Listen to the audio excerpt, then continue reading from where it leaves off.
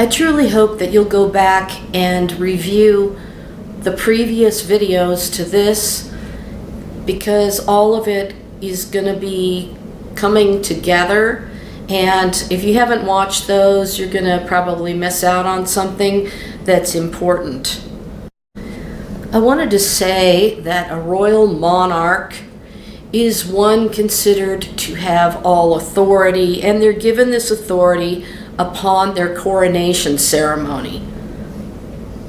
So let me tell you this about Queen Elizabeth II. From all the daunting experiences she had during her reign, Queen Elizabeth II understood the tautology of Shakespeare's observation, which states, "Uneasy lies the head that wears a crown." And remember, in my last video I told you that the one who has the deadly head wound by a sword and yet lived was Israel, and Israel's monarchy, their lineage of King David. Everybody came down the throne line of King David and prior to King David. So they were coronated and they received authority at that time, but the crown was taken from their head.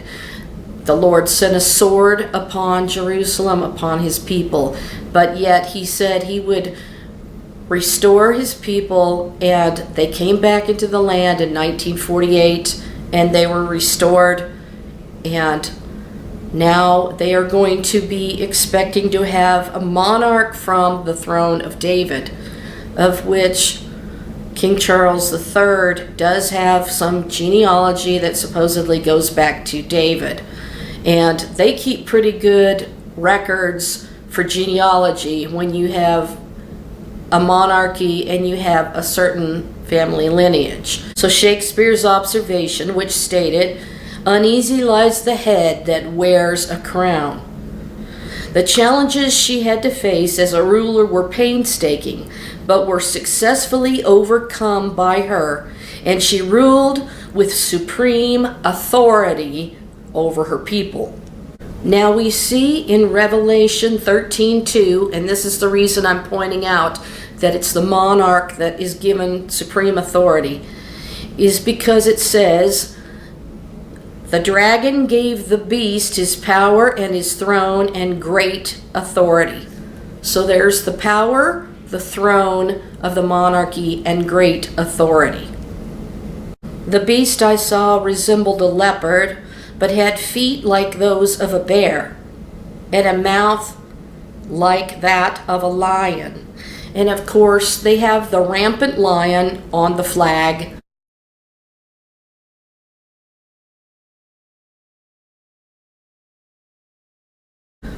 But unlike Tim Cohen's book about the heraldry of Prince Charles, I have something to add to this, because it said about the leopard, but had feet like those of a bear, and spoke like that of a lion. That's because the lion represents the royalty of the British crown. King Charles III, his full name is Charles Philip Arthur George. And that particular name, Arthur, is a common male name given to Brythonic origin. Its popularity derives from it being the name of the legendary hero King Arthur. The etymology is disputed. It may derive from the Celtic artos, meaning bear. So in Charles's name, Charles Philip Arthur George, Arthur means bear, like the animal, like the beast. Philip is of Greek and English origin, meaning Philip is lover of horses. The moon itself used to be known as Sin.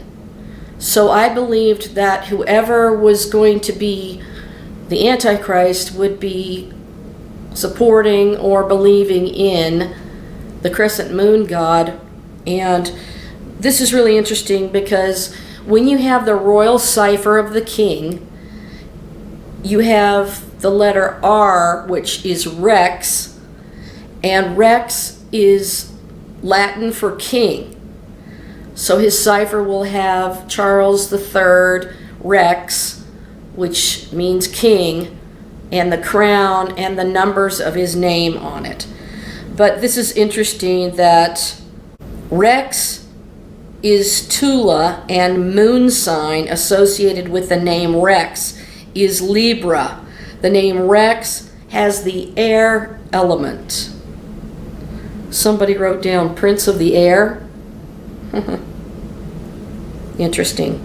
Venus is the ruling planet for the name Rex. The name Rex, having a moon sign as Libra, is represented by the scales and considered as cardinal. But let me go back to the other name. George is one of his names, is traditionally masculine name with Greek and English roots. The prevailing meaning of George is farmer. In Greek, it comes from Georgios, which indicates a tiller of the soil. So within his name is the meaning of a bear. And we saw that in Revelation, he had the feet like a bear.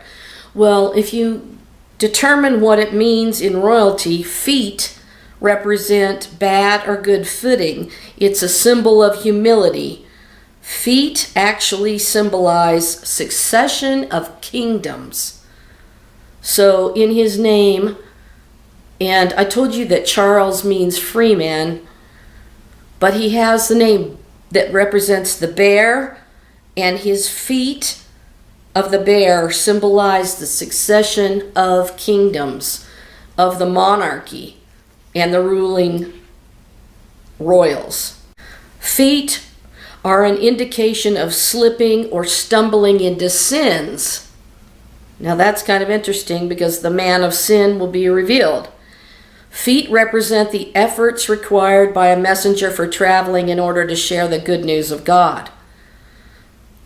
But I thought that was interesting that feet symbolize the succession of kingdoms, because it's the king that rules the monarchy in his kingdom that this represents. The feet of the bear. So Charles has that in his name. Now I wanted to mention that somebody had said to me about, well, what about the fact that he's blind in one eye, he's blind, and his arm is withered. And I pointed out that Israel itself is blind in part. And what came to me about that is Israel, which I said was the first beast, Jerusalem, is blind. And they're blind to their Messiah because the Lord blinded their eyes for a time until the fullness of time comes and he reveals himself to them. But also I wanted to point out that when Jesus, and this is in my book actually, I revealed some of this in my book about the withered arm miracle. The withered arm is what Jesus healed, and the withered arm represented, and he was performing this miracle in the midst of Israel, his people. And it's representative of the ruling arm of the crown of the monarchy. So the crown had been taken away from them, the monarchy and everything wonderful associated with it. And it became the withered arm of the ruling monarch. So God, Yeshua, is the righteous right arm of the Lord revealed. And so what Jesus was actually showing and demonstrating in that healing miracle was that the crown had been taken away and the last king of Judah had fallen. The crown was taken off their head. There was no more king in Israel. They had, their ruling arm was shriveled up, and that eventually God was going to restore the kingdom because he's going to come reign as the righteous arm of the Lord. So the point of that miracle was to demonstrate before those who understood it that he was really referring to that their kingdom had shriveled up, and the right ruling arm was withered. In other words, it was basically dead, but Jesus showed that he healed it, so the monarchy is going to be restored through him. So it's really an incredible thing to realize that they were both blinded and that they had the withered arm of the ruling arm of the monarchy.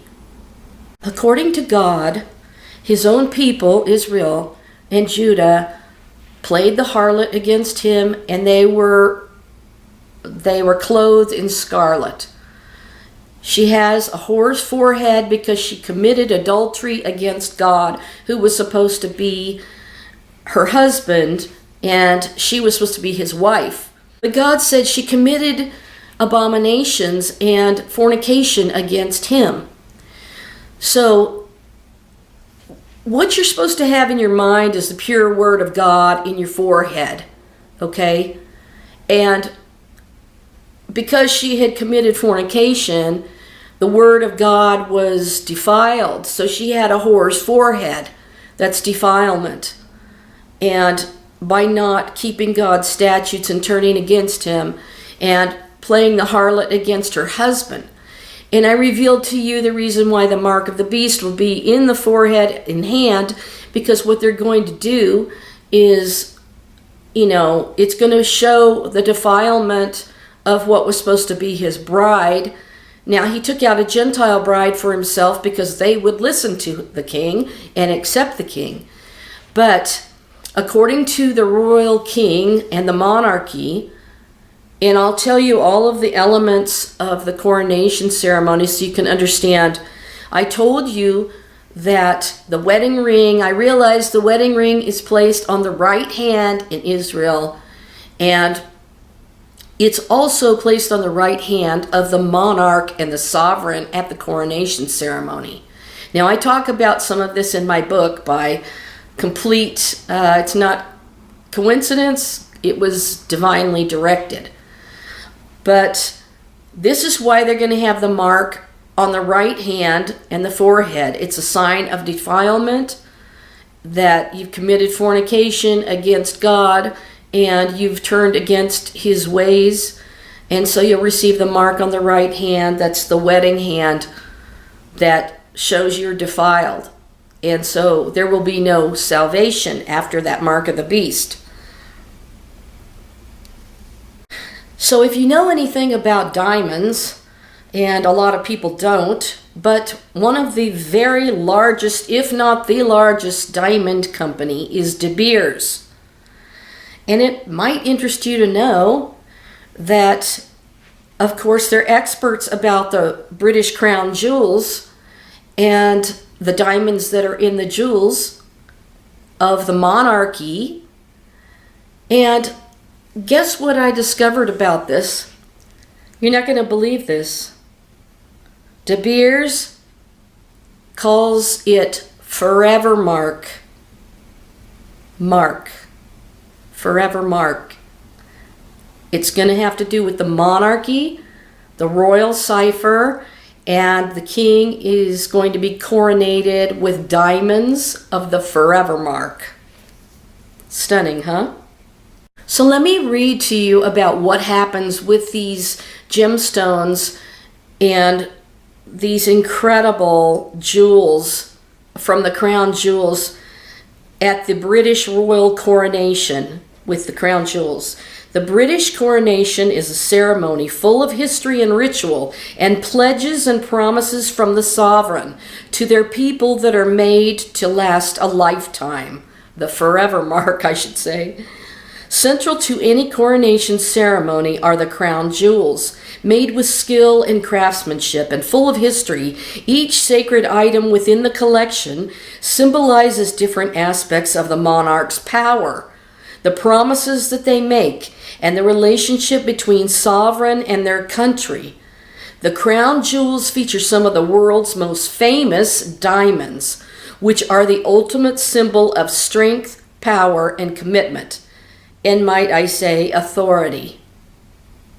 So when you read that word in Revelation, that the dragon was having authority and the throne and all of that. You are reading about the monarchy there. The history of the British coronation. Over 1,000 years old, the first British coronation took place in the Anglo-Saxon period, following a medieval-style ritual. And this style of coronation is still used today, with Britain being the only country in Europe to still follow it. In 1066, King Harold's coronation was the first to take place in Westminster Abbey, London, and this tradition has continued since, and the Abbey has now seen 39 coronations take place. So, apparently, King Charles III will be the 40th coronation there in that place. Now, the crown jewels are kept securely in the Tower of London.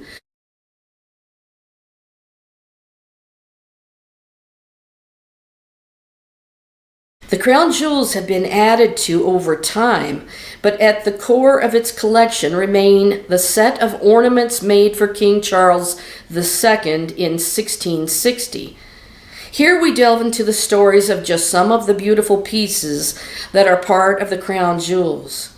And if you want to read more about this, you can read it in my book, The Almond Tree, Aaron's Rod, the Messiah, King of Israel, because I talk about this according to scriptures in the Bible and how it's going to apply to Jesus. It says, until 1815, you used to be able to pay a small donation to the jewel housekeeper to handle the crown jewels.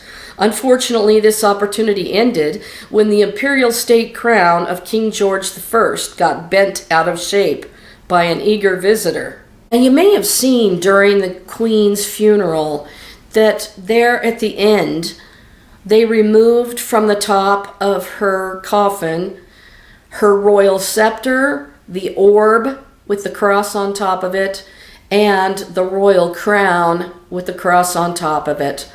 And those things were removed and placed over on pillows to the side, and then they broke the stick in two, showing that her reign had now come to an end. And the breaking of the stick, the wand they called it, into two reminds me of the two sticks that will come together in the end.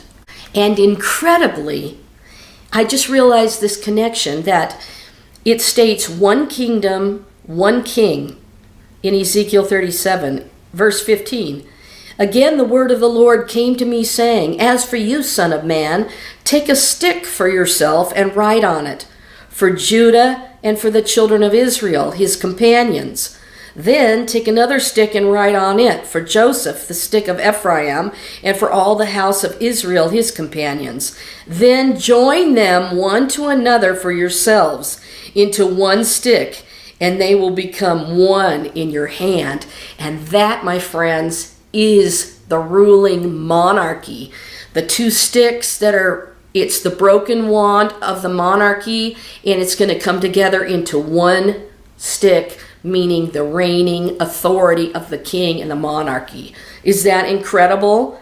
And they did that at Queen Elizabeth's last ceremony, where they took the one stick and they broke it and said her reign had ended.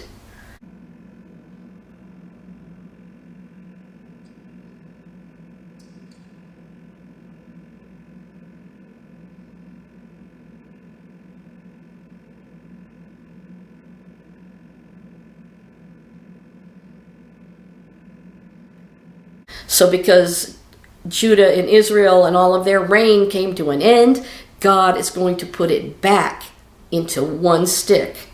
How awesome to realize this. And incredibly, it goes on to say, then say to them, thus says the Lord God, surely I will take the children of Israel from among the nations, wherever they've gone, and will gather them from every side and bring them into their own land. And I will make them one nation in the land on the mountains of Israel, and one king shall be king over them all. They shall no longer be two nations, nor shall they ever be divided into two kingdoms again. They shall not defile themselves any more with their their idols, nor with their detestable things, nor with any of their transgressions. But I will deliver them from all their dwelling places in which they've sinned, and will cleanse them. Then they shall be my people, and I will be their God. David my servant shall be king over them, and they shall all have one shepherd. They shall walk in my judgments and observe my statutes and do them.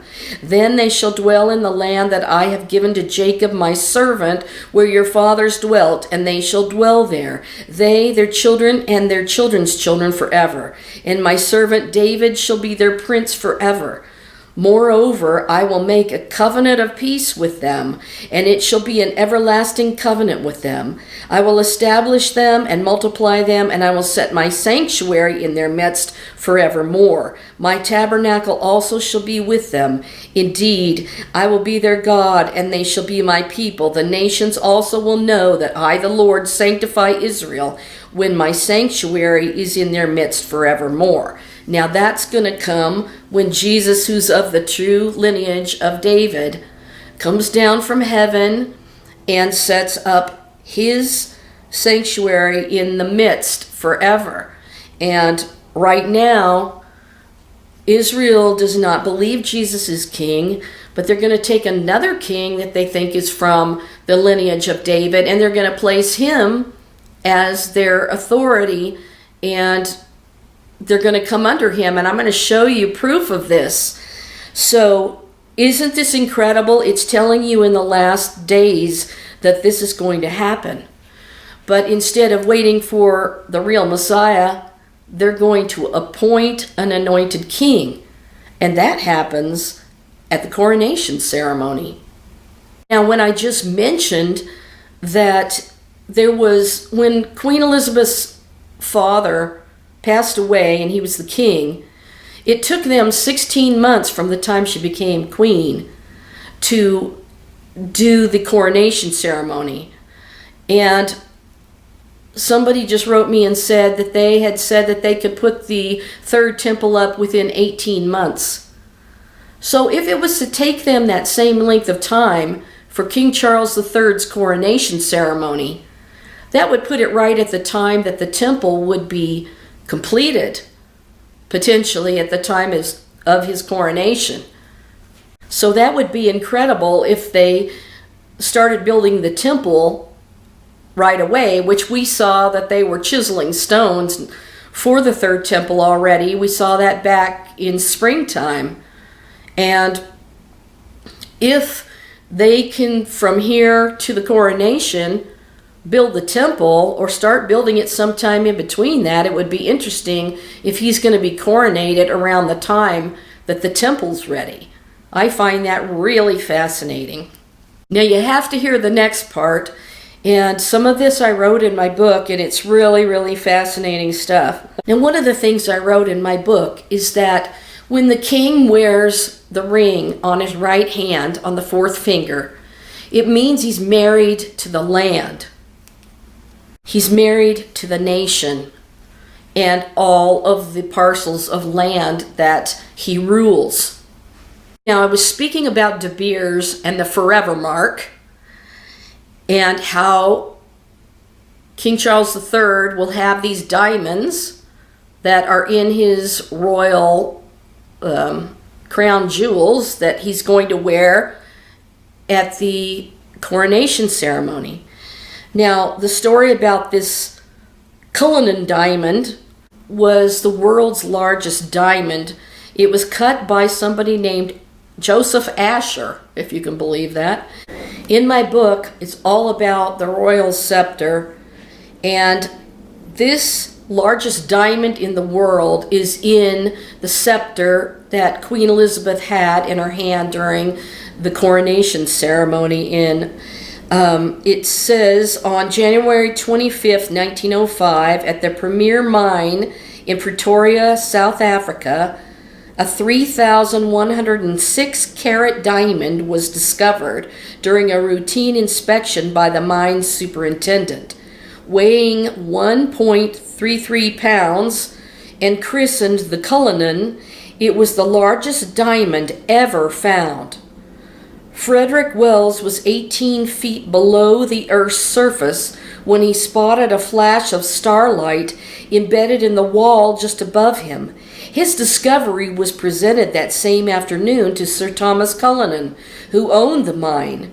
Cullinan then sold the diamond to the Transvaal provincial government, which presented the stone to Britain's King Edward VII as a birthday gift.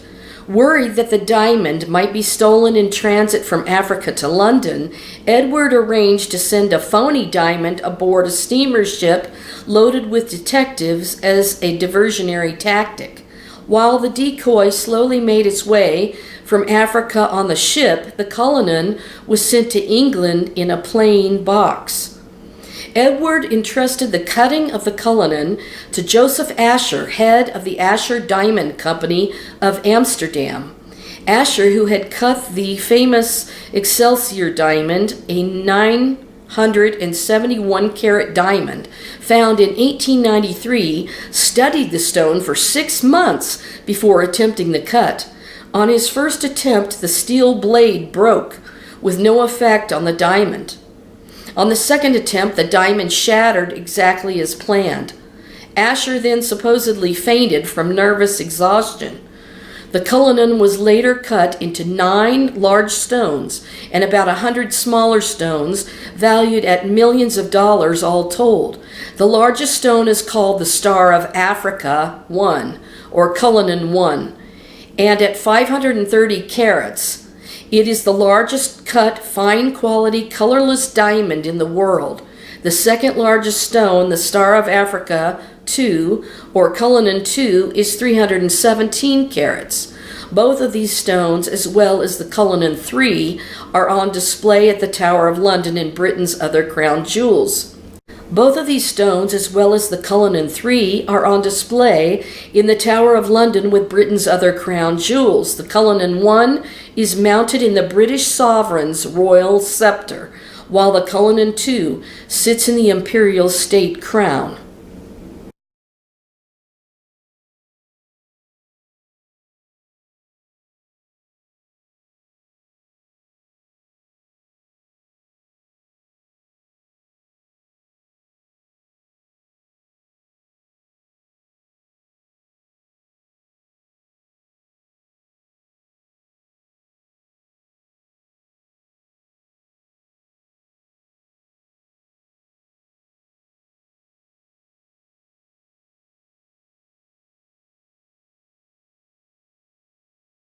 So basically, when I had the dream and the crown, and the 666 was embedded in the crown, it's the crown and the royal scepter. They all have these diamonds that are considered the forever mark. Now, about the sovereign's royal scepter with the cross. The queen had this on the coffin, and when her rule ended, they lifted that off and took it over and laid it down on a pillow. Embodying power, during the ceremony of the coronation, the scepter is held with a glove to remind the monarch to use their power wisely. The scepter features the famous Cullinan I diamond, which is also known as the Star of Africa. This teardrop diamond is the largest cut diamond in the world, weighing over 530 carats. And then, if you saw on the Queen's casket, was the orb that she held in her hand at her coronation ceremony.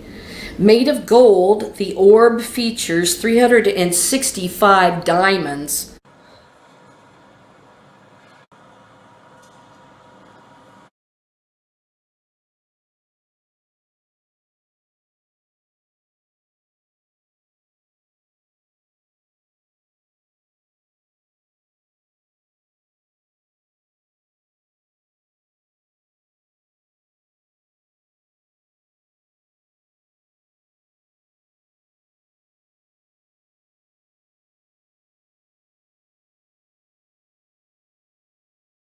And is set with pearls, rubies, sapphires, emeralds, and one large amethyst.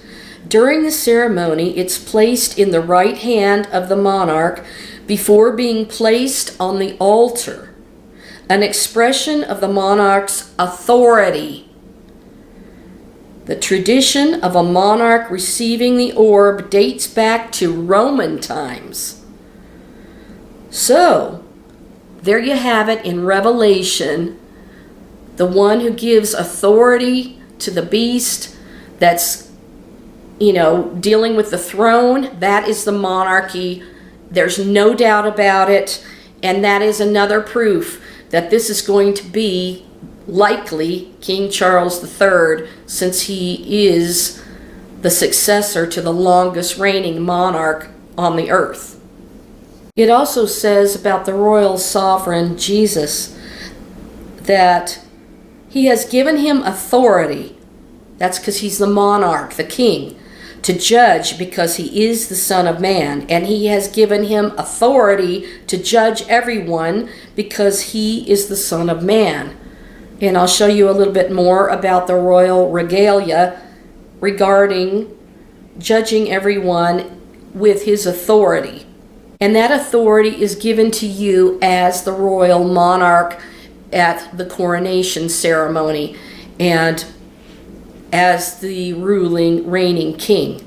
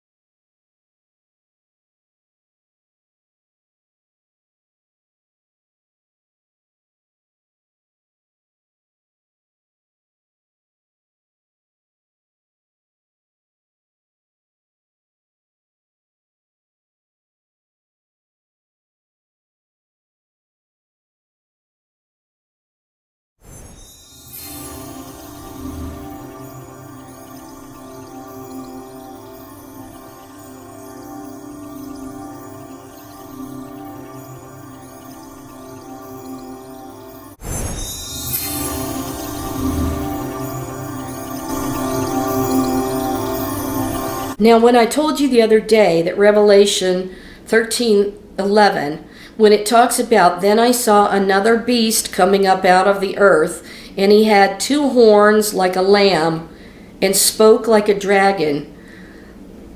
The Lord was showing me that the horns are the horns of the church, that there's 2 horns of the church, and the horn represents victory from oppression. So the Christians who follow the Lamb, the 2 horns like a lamb, because they're following after Christ, the Lamb, he had 2 horns like a lamb, and that's because, and he spoke like a dragon, because the dragon of Wales gave him his seat when he was at his investiture. The dragon of Wales was on the back of his throne chair. Now, he is the defender of the faith, and that includes the Protestant church and the Catholic church. I told you those were the 2 horns. And then it says, and he exercises all the authority of the first beast in his presence, and causes the earth and those who dwell in it to worship the first beast whose deadly wound was healed. So the crown had been taken off of Israel's head, off of Judah's head, and received the deadly wound by a sword, and that wound was healed. And he has the authority to restore the monarchy under his reign as the king on the throne of David, because he has a lineage that goes back to David. And he performs great signs, so that he even makes fire come down from heaven on the earth in the sight of men. So he deceives those who dwell on the earth by signs which he was granted to do in the sight of the beast, telling those who dwell on the earth to make an image to the beast who was wounded by the sword and lived. So he was granted power. So that's what the monarch is given at their coronation ceremony. And he was given power to give breath to the image of the beast. And we know that on his royal cipher is his image, his number, his name, his title, the royal crown. He was granted power to give breath to the image of the beast, that the image of the beast should both speak and cause as many as would not worship the image of the beast to be killed. He causes all, both small, great, rich and poor, free and slave, to receive a mark on their right hand or on their foreheads, and that no one may buy or sell except one that has the mark or the name of the beast or the number of his name. Here is wisdom. Let him who has understanding calculate the number of the beast, for it's the number of a man. His number is 666. And I showed you how the royal cipher means zero, and net zero is what they're trying to accomplish. Cipher also means a secret code. So the 666 is really involved in the zero that they're trying to obtain through climate change. So we saw that the royal orb is an expression of the monarch's authority, and it's authority and power that they're given at their coronation ceremony. And we see that in the book of Revelation in that passage. And then this is something I talked about in my book, the armils. These are 22-karat gold engraved bracelets with rose clasps placed on the sovereign's wrist during the ceremony to symbolize sincerity and wisdom.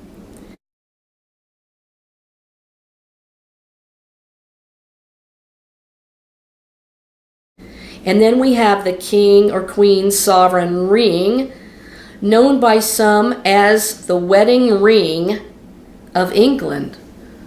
So you see, Yeshua has that ring as ruler over the land of Israel, his people, and he's going to be married to his bride and to his land.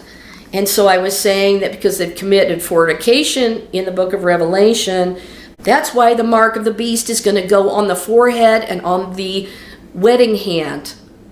It's a symbol that they have turned against God or been in disbelief.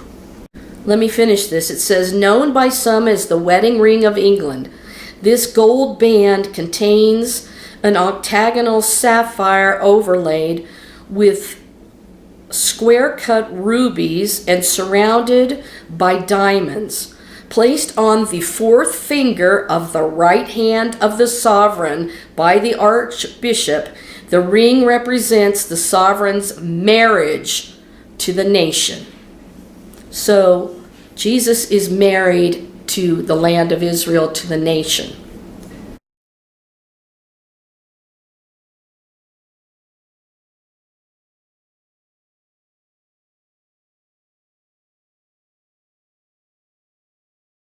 Now they have the jeweled sword of offering, decorated with 1,000 precious stones, diamonds, sapphires, and rubies.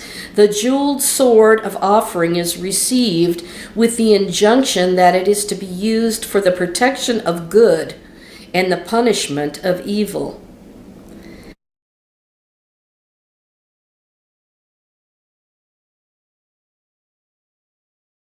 And then the queen had St. Edward's crown, used only at the moment of the crowning itself. St. Edward's crown is named in recognition of the crown worn by medieval King Edward the Confessor, who was later made a saint.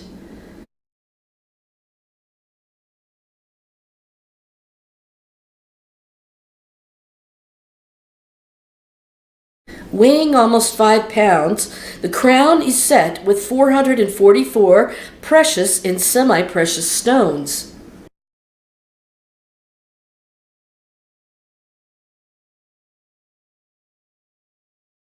Now this is the one that was on the Queen's casket, the imperial state crown. Worn at the end of the coronation and during the procession, the imperial state crown is the most elaborate and widely used crown.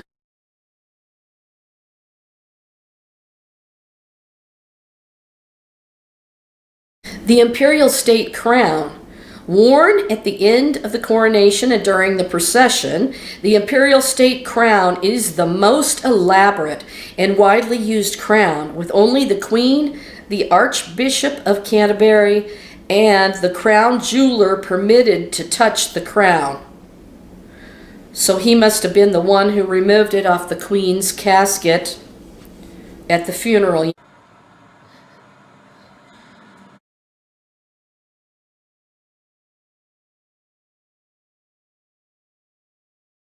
The crown contains 2,868 diamonds, forever marks, including the famous cushion cut 317.4 carat Cullinan II diamond, also known as the second star of Africa, the second largest stone cut from the Cullinan diamond. It also features a small blue sapphire at the very top in the middle that is said to have come from the medieval King Edward the Confessor's ring.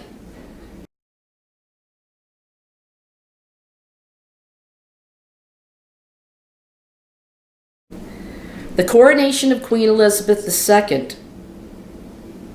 Taking place on an unseasonably cold and wet English summer day on the 2nd of June 1953, after 16 months of planning, Queen Elizabeth II was crowned, aged 27. The ceremony itself had over 8,000 attendees, including British nobility and international heads of state, representing 129 different nations and territories. And it also made history by being the first coronation to be televised and watched by 27 million Britons. And of course, my beautiful mother was one of the ones who got to see her first coronation. And that was on TV. And it was really a thrilling thing for them, because nothing like it had ever been witnessed before by the entire world, only by a small group and cluster of people that were there at the ceremony. And the Queen's dress was embroidered with floral emblems representing the countries of the British Commonwealth, with this symbolism also evident in her bouquet of flowers. Similar to a traditional British wedding, the Queen had 6 maids of honor, all wearing hand-embroidered dresses featuring pearls and gold and silver thread.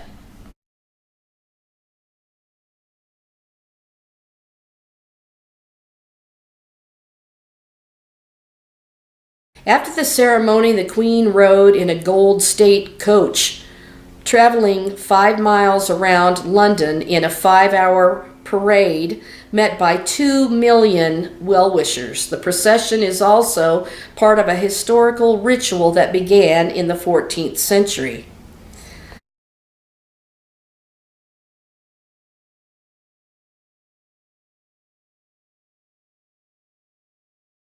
A promise of forever. The British coronation for some is a ceremony that is a vital part of British history. It is a ritual that is over 1,200 years old, and just like De Beers forever marks promise that a diamond is forever, the sovereign too makes binding promises of forever to their people, and this is their forever mark, having the diamonds in their coronation ceremony.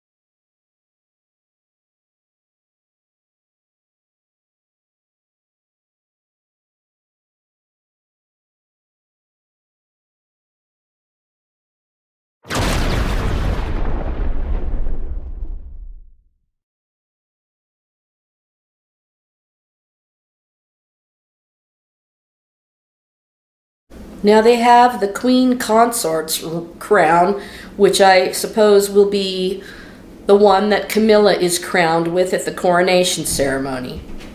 Whenever a married king is crowned, his wife is crowned Queen Consort. The Queen Consort's crown historically featured the Koh-i-Noor, one of the most famous diamonds in the world. It now sits in the crown of Queen Elizabeth, the Queen Mother, cushion-shaped and 105.6 carats. It's said that bad luck falls to any man who wears it. So the crown firmly belongs to the Queen Consort. Kind of interesting, huh?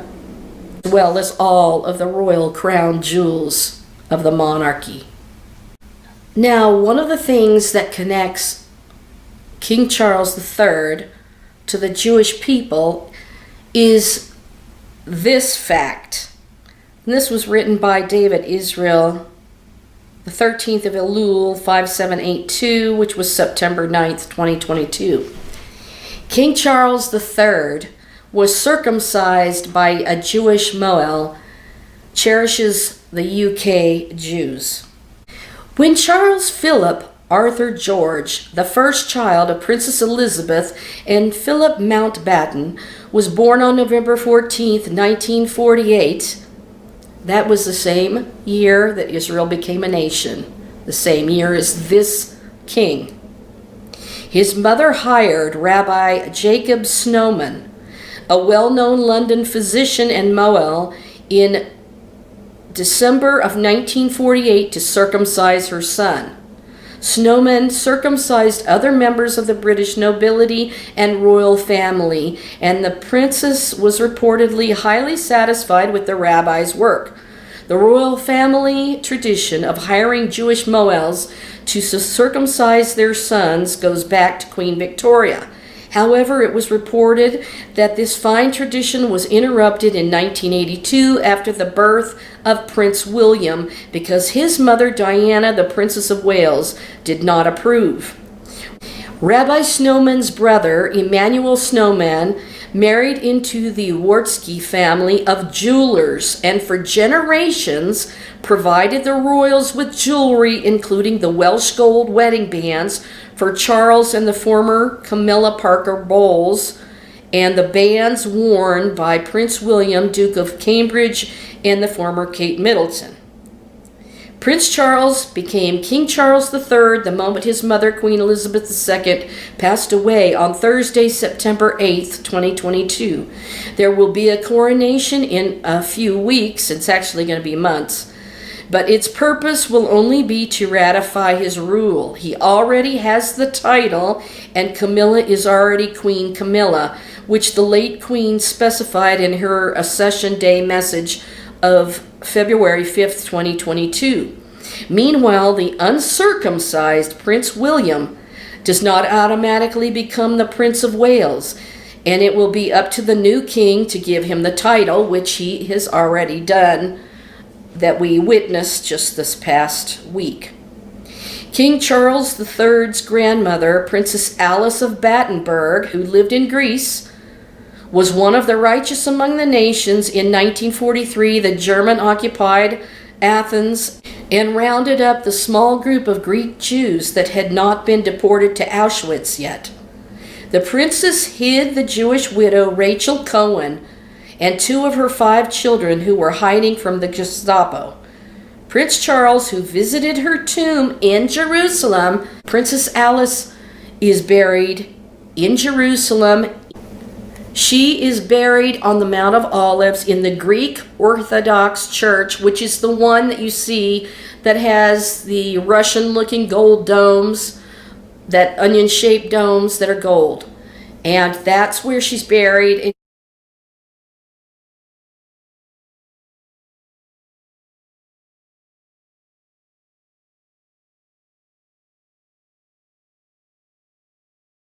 Alice was born into the royal family, and she was born in England as part of the royals. But she married a Greek, and she became a royal over there with that king, and then her whole life was just this horrible story. and she was Prince Philip's mother. So Prince Charles, who visited her tomb in Jerusalem in January of 2020, said she was a source of immense pride for him and the royal family.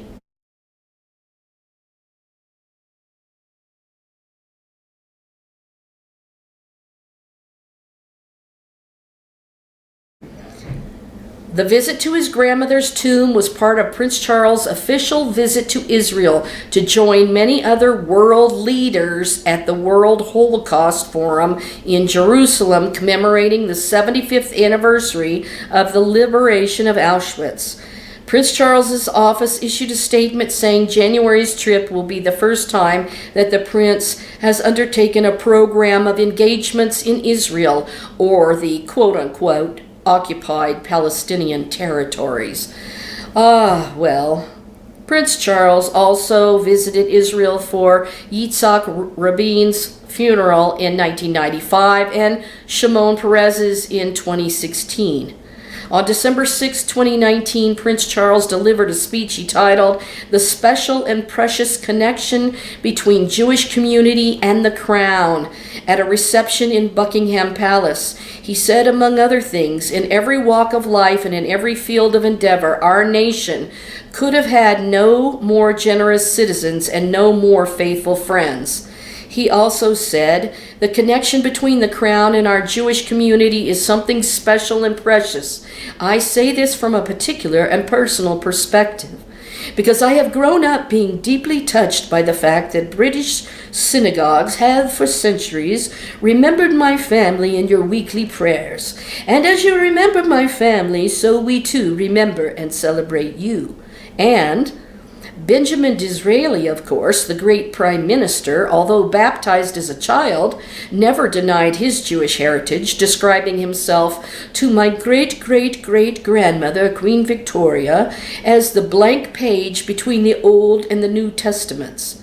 When taunted by a member of Parliament, he answered, "Yes, I am a Jew, but when the ancestors of the right honorable gentleman were living as savages on an unknown island, mine were priests in the Temple of Solomon."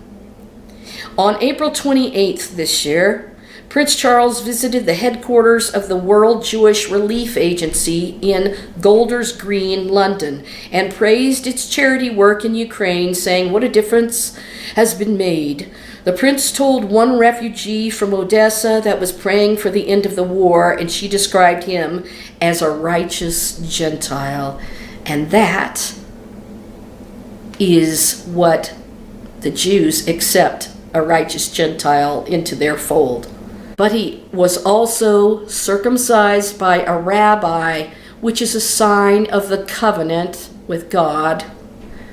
And that gives him an inroad to be the anointed monarch that Israel will accept. Not only that, the lineage of King David, but also the fact that his son, who is now the Prince of Wales, William, is uncircumcised, does not have the sign of the covenant in his flesh. So this sets King Charles up as the one that has the sign of the covenant in his flesh, and done by a rabbi nonetheless. During the coronation ceremony of Queen Elizabeth II, she was sitting on a royal throne chair, and a special shelf had been built underneath the seat that holds the Stone of Scone, also called the Stone of Destiny.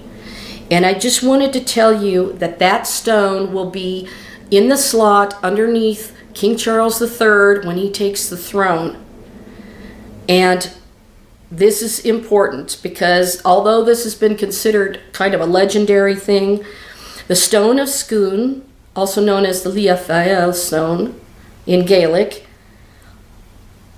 the Stone of Destiny, and often referred to in England as the Coronation Stone, is an oblong block of red sandstone that has been used for centuries in the coronation of the monarchs of Scotland.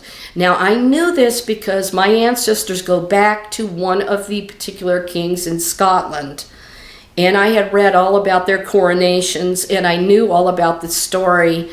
and about this lady that was supposedly a princess of Judah that came over when Jeremiah fled with the princesses of Judah, and supposedly they wound up in Ireland.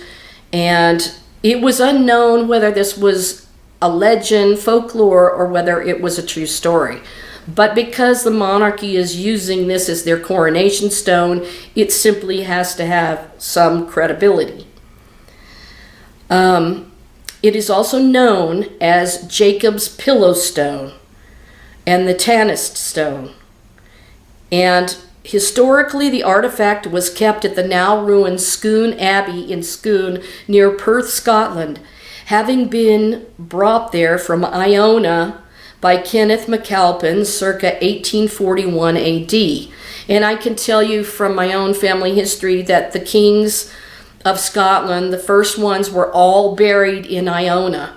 So they have a lot of the graves of the kings there, and they actually have tombstones that have knights carved on the tombstone that they have lifted off, and they have them inside a building standing upright.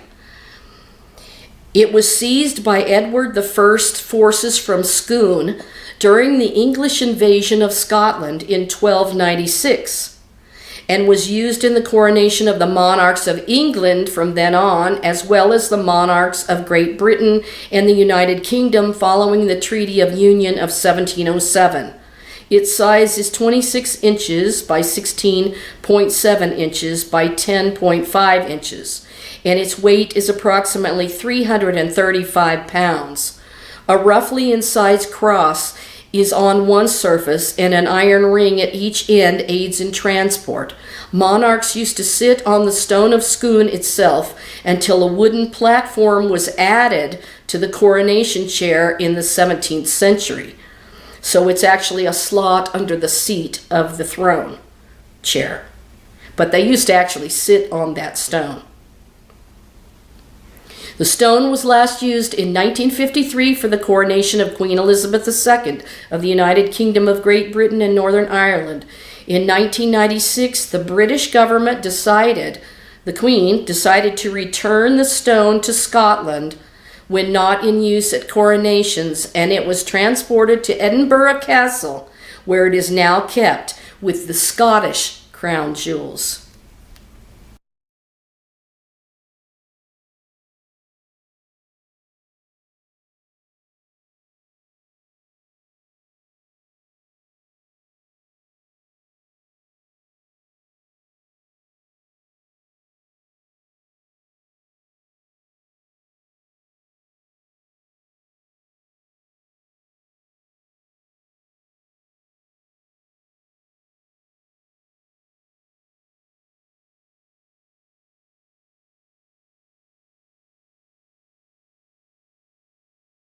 So basically, it was during one of England's invasions of Scotland that they robbed Scotland of the royal coronation stone, which is said to have come from Jacob's pillow in Bethel, where he had the dream of the angels ascending and descending.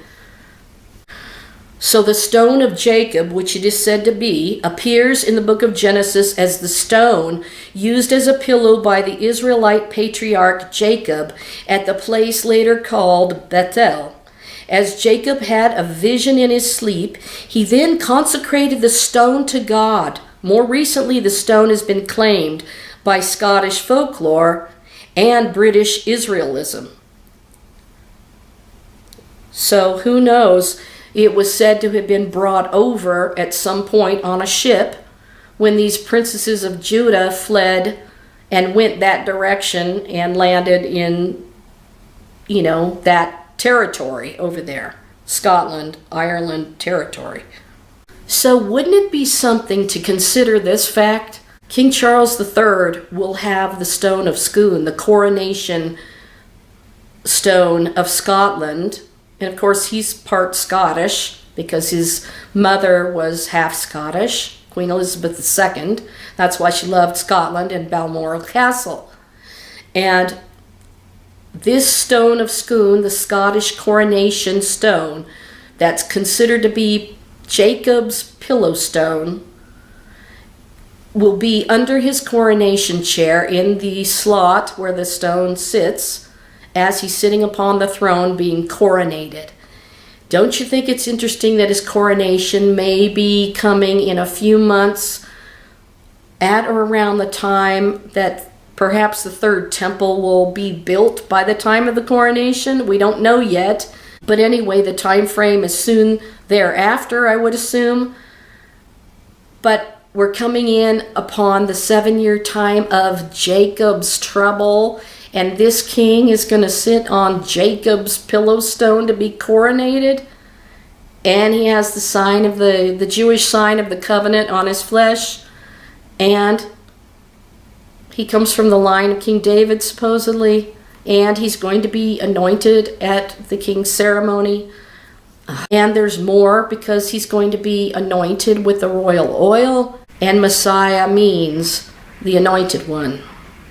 I've just given you several reasons why the Jews will accept him as their king, to sit upon the throne of David, and for this to be the last earthly reigning monarchy before King Jesus takes all the kingdoms of this world, become the kingdoms of our Lord and the Messiah, and he shall reign forever and ever.